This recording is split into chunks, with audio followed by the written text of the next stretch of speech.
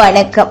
தமிழகமின் இந்திய செய்திகளோடு இணைந்து கொள்ள நான் மகளினி கமலநாதன். வங்கதேச விவகாரம் குறித்து விவாதிக்க டெல்லியில் மத்திய அரசின் சார்பில் அனைத்து கட்சி கூட்டம் தொடங்கியுள்ளது.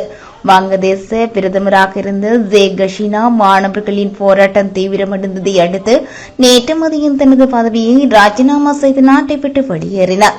அந்நாட்டு ராணுவ விமானத்தில் தனது சகோதரி கேக் ரெஹானாவுடன் பிரதமர் மாளிகையான கனபவனில் இருந்து புறப்பட்டார். அவர்கள் புறப்பட்ட விமானம் புதுடெல்லி அருகே கெட்டன் விமானப்படை தளத்தில் தரையிறங்கியுள்ளது. தற்போது இந்தியாவில் தஞ்சம் புகுந்திருக்கும் அவர்கள் இங்கிலாந்து செல்ல உள்ளதாகவும் இங்கிலாந்து அரசிடம் கேக் ஹசீனா தஞ்சம் கோரியுள்ளதாகவும் தகவல் வெளியாகியுள்ளது.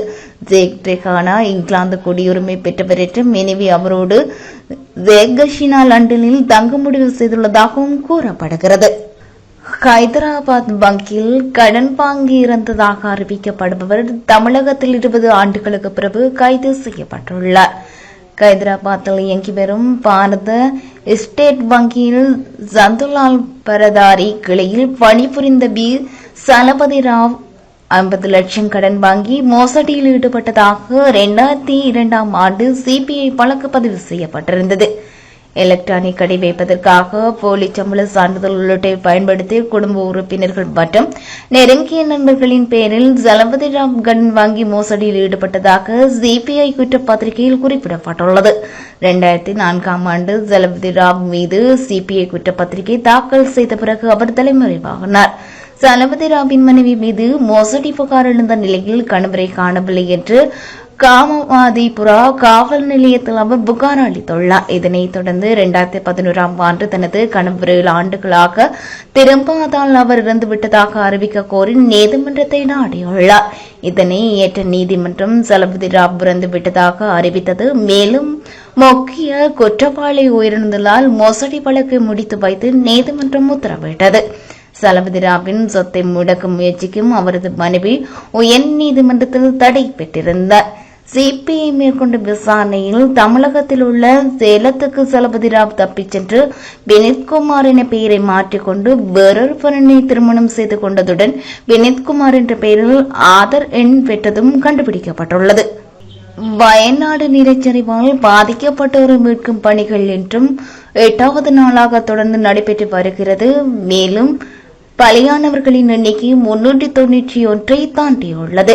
வட கேரளத்தின் வயநாடு மாவட்டத்தில் பெய்த தொடர் கனமழையினால் கடந்த வாரம் செவ்வாய்க்கிழமை அதிகாலை பெரும் நிலச்சரிவுகள் ஏற்பட்டன. அதில் முட்டங்கடை சூரமலை உட்பட பல கிராமங்களின் வீடுகளுக்குள் தொங்கிக் கொண்டிருந்த நூற்றுக்கணக்கான மக்கள் உயிரோடு மண்ணில் புதைந்தனர்.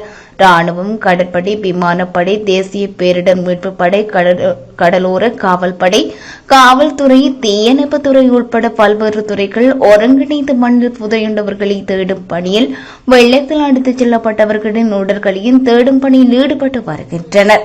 மண்ணில் புதையுண்டவர்களின் உடல்களை மூப்ப நாய்கள், மனிதர்களை மீட்கும் ரேடார், ஜிபிஎஸ் தொழில்நுட்பம், ஆளில்லா விமானங்கள், ஹெலிகாப்டர்கள் உதவியுடன் மீட்கும் பணிகள் தொடர்ந்து நடைபெற்று வருகின்றது.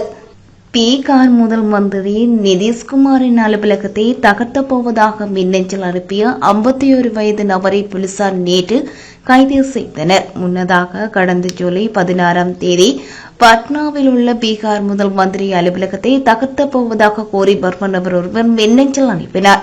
இது தொடர்பாக போலீசார் வழக்கு பதிவு விசாரணையை மேற்கொண்டு வந்தனர்.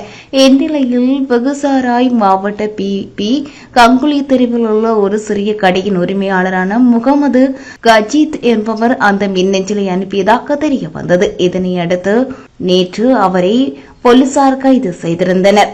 மின்னஞ்சல் அனுப்ப அவர் பயன்படுத்திய செல்போனையும் பறிமுதல் செய்திருந்தனர். இந்தியா மற்றும் இலங்கை கடத்தொழில் சமூகத்தினருக்கு இடையேயான சந்திப்பின் போது இந்திய கடத்தொழிலாளர்களுக்கு ஏற்படும் பிரச்சினைகள் குறித்து விவாதிக்க ஏற்பாடு செய்யப்படும் என்று தமிழக கடத்தொழிலாளர் குழுவிடம் வெளியுறவுத்துறை அமைச்சர் ஜெய்சங்கர் உறுதியளித்துள்ளார். இதனை பாரதிய ஜனதாவின் தமிழக தலைவர் அண்ணாமலை ஊடகங்களுக்கு தெரிவித்துள்ளார். அத்துடன் அண்மை காலமாக இந்திய கடத்தொழிலாளர்கள் இலங்கை அதிகாரிகள் தடுத்து நிறுத்துவது தொடர்பாக இந்தியா இலங்கை கூட்டு செயற்குழு கூட்டத்தில் எடுத்துரைத்த பிரச்சினைகளுக்கு தீர்வு காண நடவடிக்கை எடுக்கப்படும் என்று தமிழக பாரதிய ஜனதாவின் மாநில தலைவர் அண்ணாமலை தெரிவித்துள்ளார். ஜெய்சங்கருடனான சந்திப்பின் போது இரண்டு நாட்டு கடத்தொழிலாளர்களுக்கும் இடையிலான நேரடி சந்திப்பை தமிழக கடத்தொழிலாளர்கள் வலியுறுத்தியுள்ளனர். அத்துடன் இலங்கை எல்லைக்குட்பட்ட கடற்பகுதியில் இந்திய கடத்தொழிலாளர்கள் மீது தொடர்ந்து நடத்தப்படும் தாக்குதல்களுக்கு நிரந்தர தீர்வு காண வேண்டும் என தூதுக்குழுவினரிடம் கோரிக்கை விடுத்துள்ளனர். இதனை ஏற்றுக்கொண்ட ஜெய்சங்கர் கடத்தொழிலாளர்களின் தேவைகளை நிறைவேற்றுவதில் மத்திய அரசு தோளோடு தோள் நிற்கிறது என்பதனை மீண்டும் உறுதிப்படுத்தியுள்ளார். இத்துடன் இந்திய செய்திகள் நிறைவு பெறுகின்றன.